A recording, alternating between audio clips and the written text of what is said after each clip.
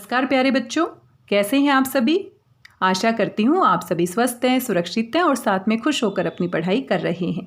आज की इस वीडियो में आप सभी का एक बार फिर से स्वागत है। आज हम हल करने वाले हैं हिंदी के कार्यपत्रक क्रम संख्या 12 और 13। 12 और 13 दोनों कार्यपत्रकों का हल हम इसी वीडियो में देखने वाले हैं। आइए सबसे पहले देखते हैं कार्यपत्रक 12, जो कि आपको 2 अगस्त 2021 को मिला है। ये कार्यपत्रक आपके अपठित गद्यांश से दिया गया है और पिछले जितने भी कार्यपत्रक आपने हल किए हैं वो भी अपठित गद्यांश या अपठित पद्यांश से दिए गए हैं। आप अच्छे से जानते हैं परीक्षा में कुल 10 अंक के प्रश्न पूछे जाएंगे। 5 आपके अपठित गद्यांश से होने वाले हैं और 5 आपके अपठित पद्यांश से होने वाले हैं। CBSE का नया एग्जाम पैटर्न जारी कर दिया गया है, आप अच्छे से जानते हैं। इस बार जो परीक्षा होने वाली है पहले सेमेस्टर में नवंबर दिसंबर में आपकी परीक्षा होगी, जिसमें कि कुल 40 अंक के प्रश्न पूछे जाएंगे और सभी बहुवैकल्पिक होंगे, यानी कि मल्टीपल चॉइस क्वेश्चन पूछे जाएंगे।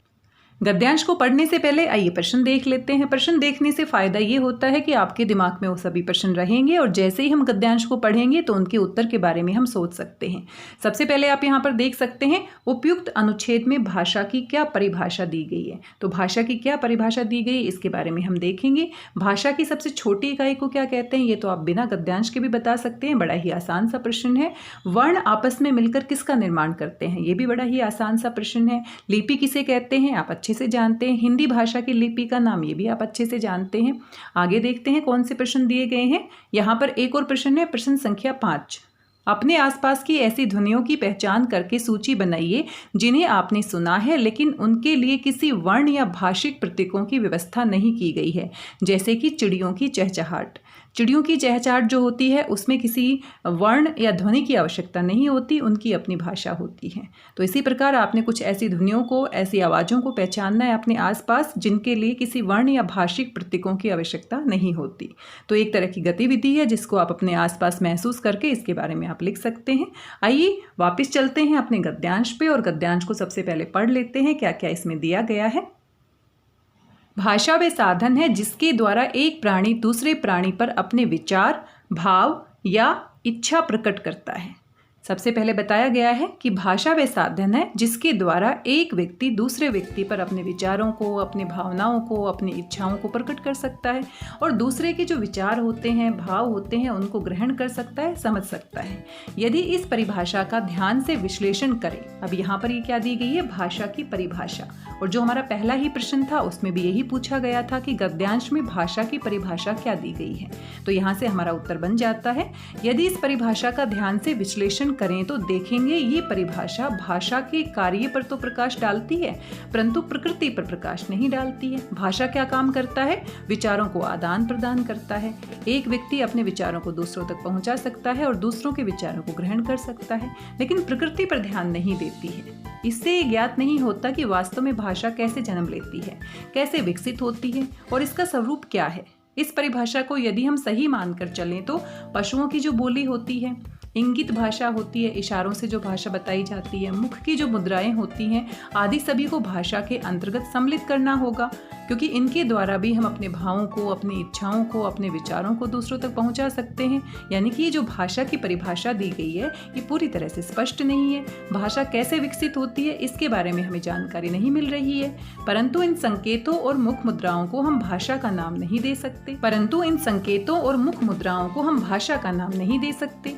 मनुष्य को अपने भावों को, विचारों को, अनुभूतियों को भली भांति प्रकट करने के लिए ध्वनि संकेतों और भाषिक प्रतीकों का सहारा लेना पड़ता है और इन्हीं ध्वनि संकेतों और भाषिक प्रतीकों की सहायता से भाषा बनती है। इसीलिए भाषा की सबसे छोटी इकाई क्या है, ध्वनि। और ये प्रश्न भी पूछा गया है, भाषा की सबसे छोटी इकाई को क्या कहते हैं, ध्वनि कहते हैं। हिंदी भाषा में ध्वनि के लिए वर्ण शब्द का प्रयोग भी किया जाता है। सबसे छोटी इकाई ध्वनि भी हम कह सकते हैं और ध्वनि को ही हम क्या कहते हैं, वर्ण कहते हैं। इसीलिए हम सबसे पहले क्या पढ़ते हैं, वर्णमाला पढ़ते हैं, स्वर पढ़ते हैं, व्यंजन पढ़ते हैं। ध्वनि शब्द से सामान्यतः उसके उच्चरित रूप का बोध होता है। उच्चरित यानी कि बोलने वाला रूप, मौखिक रूप आप कह सकते हैं। किंतु वर्ण शब्द से ध्वनि के उच्चरित और लिखित दोनों रूपों का बोध होता है। वर्ण को हम लिख भी सकते हैं और बोल भी सकते हैं। ध्वनियों को अंकित करने के लिए निश्चित किए गए चिन्हों की व्यवस्था को हम लिपि कहते हैं। यहाँ पर लिपि की परिभाषा दी गई है कि जो ध्वनियाँ होती हैं, जो वर्ण होते हैं, उनको अंकित करने के लिए, लिखने के लिए जो चिन्ह निश्चित किए जाते हैं उन्हीं को हम क्या कहते हैं, लिपि कहते हैं। तो भाषा को लिखने के लिए जो चिन्ह व्यवस्थित किए जाते हैं, निश्चित किए जाते हैं, उन्हीं को हम लिपि के नाम से जानते हैं। हिंदी भाषा देवनागरी लिपि में लिखी जाती है। तो हिंदी भाषा की लिपि का नाम क्या है, देवनागरी। वर्णों के व्यवस्थित समूह को वर्णमाला कहते हैं। ये तो आप बचपन से पढ़ते हुए आ रहे हैं। वर्णों के व्यवस्थित समूह को, जिसके अंतर्गत स्वर भी आते हैं, व्यंजन भी आते हैं, जिसको हम वर्णमाला कहते हैं।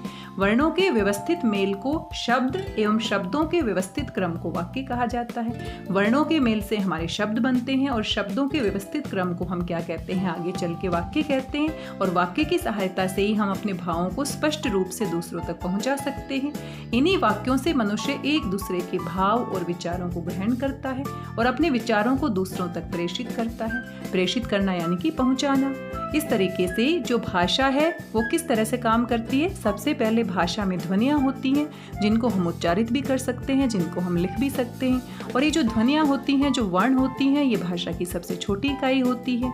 इन्हीं ध्वनियों को जोड़कर हम क्या बनाते हैं, शब्द बनाते हैं। और शब्दों के व्यवस्थित क्रम को हम क्या कहते हैं, वाक्य कहते हैं। तो अगर भाषा के पूरे क्रम को अगर समझने की कोशिश करें तो सबसे पहले क्या आते हैं, वर्ण आते हैं। वर्ण को ही हम क्या कहते हैं, ध्वनि कहते हैं। वर्णों के समूह से क्या बनता है, शब्द बनता है। और शब्दों को अगर व्यवस्थित रूप से लिख दिया जाता है तो वो क्या कहलाते हैं, वाक्य कहलाते हैं। और इस प्रकार से वाक्यों की सहायता से हम क्या करते हैं, बोलते हैं, अपने विचारों को दूसरों तक पहुंचाते हैं, लिखकर या बोलकर। ये हमारा आज का गद्यांश था। इस गद्यांश को अच्छे से समझने के बाद किस बारे में बताया गया है आप अच्छे से समझ गए होंगे। और बचपन से जब शुरू में हम भाषा की बात करते हैं तो इन्हीं के बारे में हम पढ़ते हैं। सबसे छोटी ध्वनि क्या होती है, वर्ण होती है। और वर्णों को हम उच्चारित भी कर सकते हैं और लिख भी सकते हैं। लिखित रूप को हम क्या कहते हैं, लिपि कहते हैं। और इसी तरह से लिपि, अलग अलग भाषा की अपनी अपनी लिपि होती है। जैसे कि हिंदी की लिपि का नाम क्या है, देवनागरी है। वर्णों के मेल से हमारे शब्द बन जाते हैं और शब्दों के व्यवस्थित क्रम को हम क्या कहते हैं, वाक्य। और इस तरीके से भाषा का हमारा विकास हुआ है। इस तरीके से अपने भावों को हम अभिव्यक्त करते हैं। इसीलिए जो पशुओं की बोलियां होती हैं, जो उनकी इंगित भाषा होती है, जो मुख मुद्राएं होती है, उनको हम भाषा के अंतर्गत शामिल नहीं करते हैं, क्योंकि भाषा का एक पूरा प्रारूप होता है। और किस तरीके से भाषा काम करती है अभी अभी हमने इस गद्यांश में जाना। सबसे पहला प्रश्न पूछा गया है, उपर्युक्त अनुच्छेद में भाषा की क्या परिभाषा दी गई है। भाषा की परिभाषा आपको बतानी है और साफ साफ कहा गया है कि जो अनुच्छेद दिया गया है, गद्यांश दिया गया है, उसी के अनुसार आपको बतानी है। तो यहाँ पर हम थोड़ा सा वापस चलते हैं और देख लेते हैं। यहीं से अपनी भाषा की परिभाषा हम लिख देंगे। हम क्या लिखेंगे, भाषा वे साधन है जिसके द्वारा एक प्राणी दूसरे प्राणी पर अपने विचारों को, अपने भावों को, अपनी इच्छाओं को प्रकट करता है और दूसरे के विचार और भावों को ग्रहण करता है। और यही हमारी क्या है, भाषा की परिभाषा। तो अनुच्छेद के आधार पर पूछा गया है, तो पहले प्रश्न का उत्तर आप यहीं से लिख देंगे। आइए दूसरे प्रश्न को देख लेते हैं। भाषा की सबसे छोटी इकाई क्या है, अभी अभी हमने पढ़ा है। भाषा की सबसे छोटी इकाई क्या कहलाती है, वर्ण कहलाती है, या फिर आप इसे ध्वनि भी कह सकते हैं। तो आप यहाँ पर लिखेंगे, भाषा की सबसे छोटी इकाई को हम क्या कहते हैं, वर्ण कहते हैं, या फिर आप इसे ध्वनि भी कह सकते हैं। दोनों ही एक ही बात है। तीसरा प्रश्न है, वर्ण आपस में मिलकर किसका निर्माण करते हैं। ये भी बड़ा ही आसान सा प्रश्न है। वर्ण आपस में मिलकर शब्दों का निर्माण करते हैं। अभी अभी हमने पढ़ा, वर्णों के मेल से हमारे शब्द बनते हैं और शब्दों के माध्यम से हम क्या बनाते हैं, वाक्य बनाते हैं, व्यवस्थित क्रम में लगाकर। और इस तरीके से हमारी बातचीत आगे बढ़ती है वाक्यों के माध्यम से। अगला प्रश्न है, लिपि किसे कहते हैं। हिंदी भाषा की लिपि का नाम लिखो। तो ये भी बड़ा ही आसान सा प्रश्न है। लिपि किसे कहते हैं, भाषा को लिखने के लिए जिन चिन्हों का प्रयोग किया जाता है उसे हम लिपि कहते हैं। हिंदी भाषा की लिपि का नाम क्या है, देवनागरी। बहुत ही महत्वपूर्ण है, आपको याद होनी चाहिए। देवनागरी, हिंदी भाषा जो लिखी जाती है वो किस लिपि में लिखी जाती है, देवनागरी। और संस्कृत भाषा की लिपि का नाम भी क्या है, देवनागरी है। और आपको पता है मराठी भाषा की लिपि का नाम भी क्या है, देवनागरी है। और नेपाली भाषा की लिपि का नाम भी क्या है, देवनागरी है। आइए अगला प्रश्न देख लेते हैं। अपने आसपास की ऐसी ध्वनियों की पहचान करके सूची बनाइए जिन्हें आपने सुना है, लेकिन उनके लिए किसी वर्ण या भाषिक प्रतीकों की व्यवस्था नहीं की गई है। किसी लिपि में उनको नहीं लिखा जा सकता है, उनको सिर्फ हम सुन सकते हैं और महसूस कर सकते हैं। जैसे कि अपने आसपास हम चिड़िया की चहचहाट सुनते हैं, उसकी कोई अपनी भाषा नहीं होती है, हमारे हिसाब से भाषा नहीं होती है, लेकिन पक्षियों की अपनी खुद की भाषा होती है। ऐसे ही आसपास ऐसी बहुत सी आवाज़ें होती हैं जिनको हम सुनते हैं, तो आपने उन्हीं आवाज़ों के बारे में इस प्रश्न के उत्तर में लिखना है। तो ये प्रश्न का उत्तर आप खुद से लिखेंगे। आपने अपने आसपास ऐसी कौन सी आवाज़ों को सुना है, कैसी आवाज़ों को महसूस किया है। इन आवाज़ों के लिए किसी वर्ण या भाषिक प्रतीकों की व्यवस्था नहीं की गई है, लेकिन सुनने में हम इनको सुनते हैं अपने आसपास और ये हम महसूस भी करते हैं। तो इसके बारे में आप खुद से लिखेंगे। आगे कोविड-19 के संदर्भ में उचित व्यवहार की अपेक्षा की जाती है। आप सभी जानते हैं अभी लड़ाई खत्म नहीं हुई है। कोविड-19 के विरुद्ध लड़ाई में सुरक्षित रहने के लिए मास्क पहनना है, घर से बाहर अनावश्यक रूप से नहीं जाना है और वैक्सीनेशन जरूर करवाना है। अगर आपके माता पिता ने अभी तक नहीं करवाया है तो आप उनको प्रेरित कर सकते हैं, अपने आसपास के वैक्सीनेशन सेंटर में उनको भेज सकते हैं।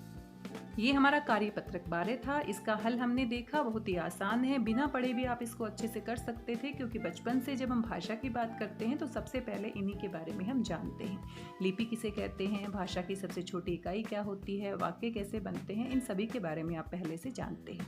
आइए दूसरा कार्यपत्रक भी देख लेते हैं, जो कि आपको मिलने वाला है बुधवार को। आइए कार्यपत्रक 13 को भी देख लेते हैं, जो कि आपको 4 अगस्त को मिलने वाला है और ये भी आपका अपठित गद्यांश से संबंधित है। आपको पूरा का पूरा गद्यांश पढ़ना है, समझना है, उसके बाद जो प्रश्न पूछे गए हैं उनका उत्तर देना है।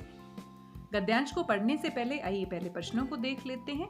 दूसरे लोग हमारी सफलता और क्षमता पर कब विश्वास करने लगते हैं, ये आपको देखना है। ये प्रश्न पूछा गया है। भय, शंका और अंधविश्वास को डायनामाइट क्यों कहा गया है, ये भी हम देखेंगे गद्यांश में।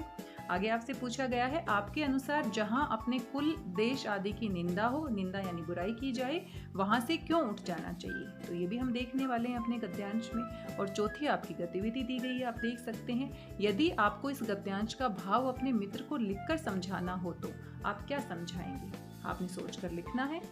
5वां प्रश्न है, प्रस्तुत गद्यांश से आपको अपने लिए क्या सीख मिली, विस्तार से उत्तर लिखिए। तो ये दोनों ही प्रश्न आपको खुद से लिखने, आपके अपने विचार हैं। दूसरे हमारी क्षमता का विश्वास करें और हमारी सफलता को निश्चित मानें। अगर दूसरे हमारी सफलता पर विश्वास करते हैं और हमारे ऊपर विश्वास करते हैं, इसके लिए आवश्यक शर्त यह है कि हमारा अपनी क्षमता और सफलता में अखंड विश्वास होना चाहिए। अखंड यानी कि अटूट। हमारे भीतर उगा यानी कि पैदा हुआ भय, शंका और अधैर्य ऐसे डायनामाइट है। डायनामाइट के बारे में आप सभी जानते हैं, ये एक रासायनिक विस्फोटक पदार्थ होता है। जिस तरह से ये विस्फोटक पदार्थ आसपास की चीजों को विस्फोट से उड़ा देता है, उसी प्रकार से अगर ये तीनों भाव, कौन कौन से भाव, भय के भाव, डर के भाव, शंका के भाव और अधैर्य के भाव हमारे मन में अगर आ जाते हैं तो डायनामाइट की तरह काम करते हैं, विस्फोटक की तरह काम करते हैं, जो हमारे प्रति दूसरों के विश्वास को खंडित कर देते हैं। खंडित करना यानी कि तोड़ देना। अगर हम खुद पर विश्वास नहीं करते हैं, अपनी काबिलियत पर हम शक करते हैं, तो दूसरे हम पर विश्वास कैसे करेंगे। इसीलिए कहा भी गया है कि जो अपनी सहायता करता है, ईश्वर भी उसी की सहायता करता है। हमारे विद्यालय में, जो नगर से दूर जंगल में था, 14 वर्ष का एक बालक अपने घर से अकेला पढ़ने आया करता था। कुछ महीने बाद दूसरा बालक भी उसके साथ आने लगा। वह दूसरा बालक बहुत डरपोक था, उसको बहुत डर लगता था। वह भूतों और चोरों की कहानियां उसे सुनाया करता। इसका ऐसा प्रभाव पड़ा कि पहला बालक भी डरपोक हो गया। हालांकि पहले वो अकेले आता था, उसको डर नहीं लगता था, लेकिन दूसरे डरपोक बालक की वजह से उसको भी डर लगने लगा और वे दोनों मेरी प्रतीक्षा करते रहते कि मैं चलूं तो वे भी मेरे साथ चले। अब यहाँ पर मैं कौन है, यहाँ पर लेखक है जिन्होंने इस गद्यांश को लिखा है। तो लेखक बता रहे हैं कि एक बालक था जो कि डरपोक नहीं था, लेकिन दूसरे डरपोक बालक की संगति में आने की वजह से वह भी डरपोक बन गया और फिर वो मेरी प्रतीक्षा करते थे, मेरा इंतजार करते थे कि मैं चलूंगा तो वो मेरे साथ साथ चलेंगे। सूत्र ये बनता है, यानी कि इस बात से स्पष्ट होता है कि जो हतोत्साहियों, जो दूसरों को निरुत्साहित करते हैं, निराशावादियों जिनके मन में आशा नहीं होती है, डरपोकों यानी कि जो भयभीत होते हैं और सदा असफलता का ही पाठ पढ़ने वालों के संपर्क से दूर रहो। कि अगर हम साहसी हैं, हिम्मत वाले हैं, लेकिन किसी कायर के संपर्क में हम आते हैं, किसी ऐसे व्यक्ति के संपर्क में आते हैं जिसके विचार नकारात्मक होते हैं, तो वो हमारे ऊपर प्रभाव डालते हैं और उनके प्रभाव से हमारे जो अपने गुण होते हैं हैं वो भी कहीं ना कहीं छुप जाते हैं। इसीलिए अगर जीवन में हम सफलता प्राप्त करना चाहते हैं तो सफलता का यही सूत्र है, यही मंत्र है कि हमें हतोत्साहियों से, यानी कि हमें जो हमारा उत्साह कम करते हैं, हमें निराश करते हैं, हमें कायर बनाते हैं, हमें असफलता की ओर लेकर जाते हैं, ऐसे लोगों से हमें क्या रहना चाहिए? दूर रहना चाहिए।